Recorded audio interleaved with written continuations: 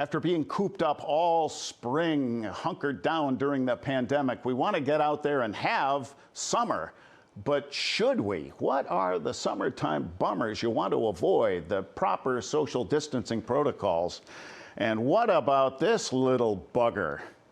This is the dreaded Ixodes scapularis, the deer tick, barely visible to the naked eye. And if you're sharing the great outdoors with Bambi, you could pick up one of these ticks by simply brushing up against the same shrubbery.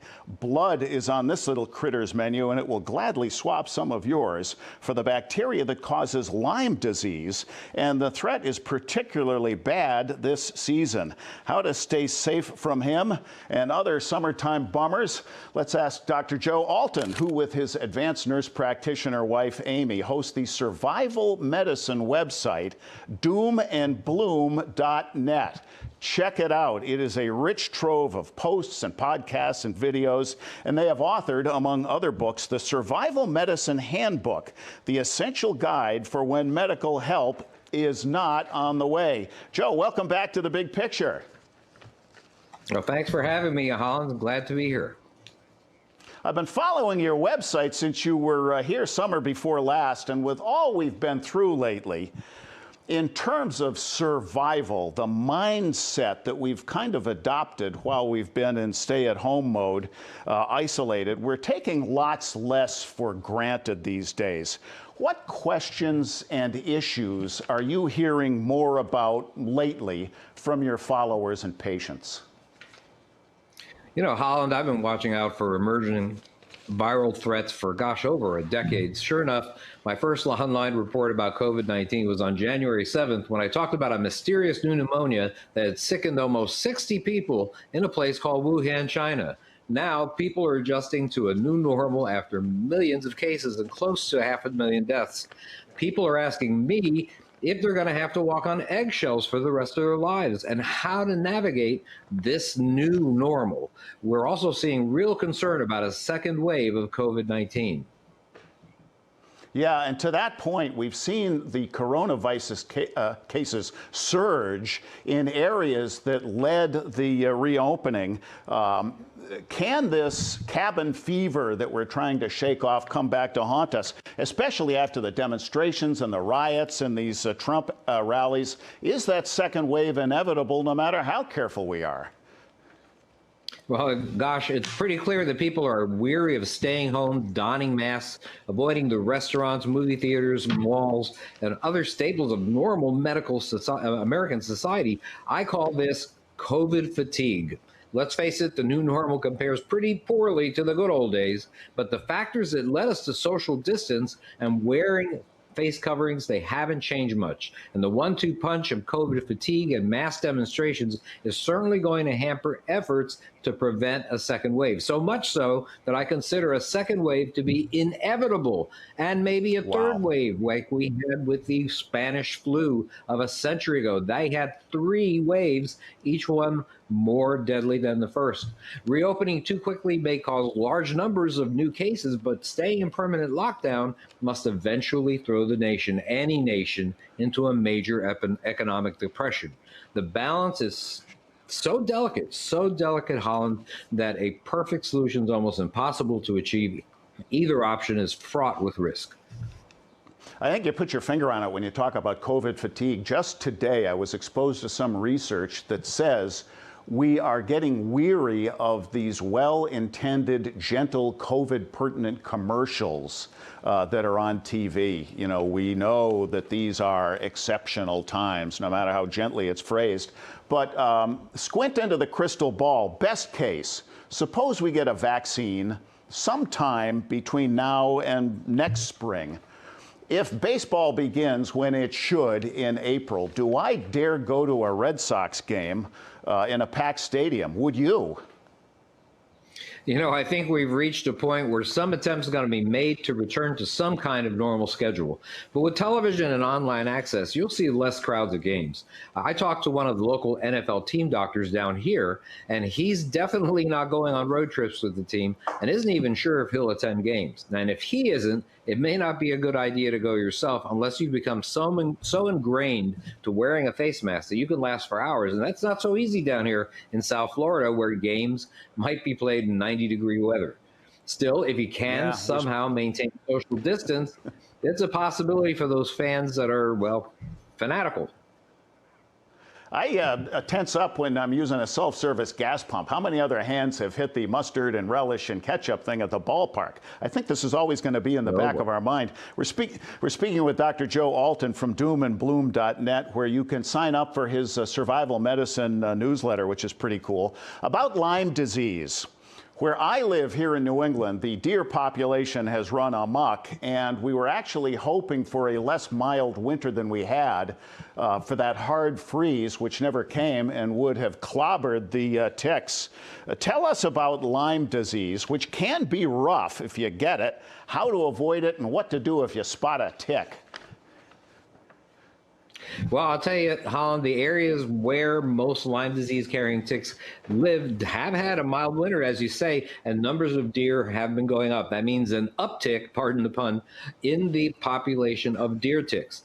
Ticks latch onto the skin of a host, and then they transmit various microbes, a number of different ones, to humans and animals through their infected saliva, including the one that causes Lyme disease.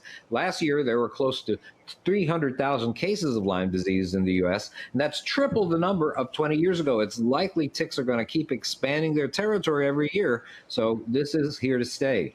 An ounce of prevention, they say, is worth a pound of cure, and this old saying is both very, very relevant when it comes to infections caused by tick bites. It's important to wear long pants and sleeves, as well as thick socks and high-top boots. Matter of fact, you should tuck your pants into them. Walk into the center area of trails if you're on a wilderness hike. Ticks are waiting on leaves and grass and things like that. So you want to stay right in the middle of that trail. You want to use insect repellents like 20% DEET or greater on skin, and apply something called permethrin insecticide, not to your skin, but to clothing, hats, shoes, and camping gear 24 to 48 hours before using them. Now, to remove a tick, that's important. Your goal is to remove the entire tick, including the head and mouth. So for that, use a fine-tip tweezer to grab it as close to the skin surface as possible, then pull straight up with a steady, even pressure. Don't twist or jerk, because you might leave part of the tick under the skin, and then clean the bite area thoroughly with alcohol, iodine, or even just soap and water. Yeah, urban legend had it that you light a match, blow it out, and touch them with a hot match, but that's a myth, right? Well, I'll tell you, I think that it's one of, if it does do something for the tick, you're going to only burn the part of the tick that's outside, and the mouth and the head are really almost under the skin. And so you'll kill the body, but you won't kill the inside. And there's this infected saliva that could be in the head and the mouth areas that could still transmit the disease. So I would not consider that the top method of removal. And even before you feel bitten, you may have been, and you spot what looks like the Target department store logo. It's a kind of a bullseye, right? You're absolutely right. About 70 to 80% of people will develop a spreading rash that indeed looks like a bullseye. The middle of the bullseye is where the tick bite actually occurred, and then it spreads out. You have some clear skin, then you have another line, another circle that spreads out over the course of a number of days. I caught it early several years ago, and they gave me antibiotics, and all's well that ends well. But if you do see that, if you have been bitten, you want to get attended right away, correct? Yeah, actually, I think it's a really good idea. The good news, though, is that it takes a good 24 hours for the tick to transmit Lyme disease. So I think if you take a shower after going outdoors, right after going outdoors, I think that's a pretty good start. Now, once the bacteria has been transmitted, of course, symptoms like that bullseye rash that you mentioned can occur anywhere from 3 days to a month afterwards. Fever and chills, muscle aches, fatigue, and joint pain are other things that accompany it. And the problem is that it's important to know that Lyme disease might be misdiagnosed if symptoms are mild, or especially if tick bite wasn't seen by your healthcare provider. Make sure to tell your doctor if you feel bad that you've been outside in a tick intensive area. Antibiotics, like, as you mentioned, like doxycycline and amoxicillin, can help if they use them early. A couple of quick questions while we still have time. Sunburn, serious business, correct? Well, I'll tell you how, Holland, you might not consider the sun and heat to be a natural disaster, but it can cause mass casualties, as it did in Europe when tens of thousands of people died of exposure. Not in the Middle Ages, but in the year 2003. In the United States, you can expect dozens to succumb to heat-related illness pretty much every year. And the ill effects are called heat exhaustion if they're mild to moderate, heat stroke if they're severe. Heat stroke can permanently disable or even kill its victim. You've got to cool them off as quickly as possible to get a good chances of recovery. You prevent heat problems, which is very important, by staying well hydrated, wearing sunscreens, loose-fitting light clothing, and avoiding major exertion in the middle of the day. Yeah, butter up good, the dermatologist tells me, because sunburn's a bit of a time bomb. You don't realize how burned you are until later that night. I got about 30 seconds. There's another summer bummer that does give you a grace period. As I understand it, if you've been exposed to poison ivy, you have what, about 45 minutes for soap and water, and then you're out of the woods? Yeah, it's true. You might have an opportunity to wash off poison ivy toxin called urushiol soon after exposure. The problem is most people don't know they were exposed. Remember this old saying, leaves of three, let them be. Poison ivy has a three-lead grouping you should learn to recognize. Dr. Joe Alton, doomandbloom.net, thanks for your time, and I highly recommend your website to everybody who's watching. Thanks for joining us. And thank you for watching The Big Picture. If you see us somewhere else and it's easier, you can find us on any device at youtube.com/RT America. On DirecTV, we're channel 321. On Pluto TV, 279. On the Dish 280. And all of our shows are available on demand. The whole archives at youtube.com/TheBigPictureRT. And if you haven't yet, you gotta check out our Pluto TV app, free in the App Store. I'm Holland Cook at home in Rhode Island, but back here with you next week. Meantime, wash your hands and question more.